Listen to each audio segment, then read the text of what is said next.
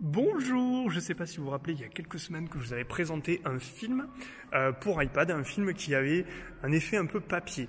Et donc nous voici quelques semaines plus tard, toujours avec ce film, où je vais vous faire un petit peu mon bilan par rapport à ce film. Alors voilà, ici.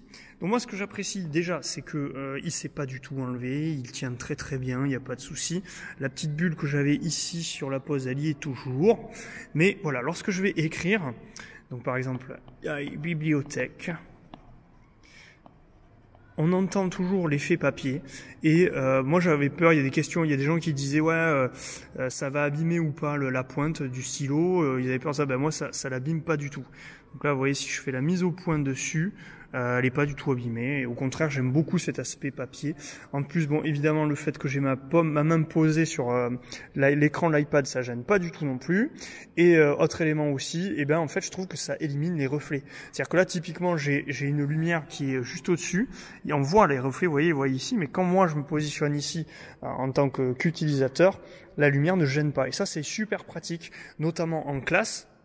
Parce qu'en fait, le problème, notamment quand on est en classe, c'est que on a toujours des reflets en fait sur l'iPad avec les lumières qui viennent par dessus.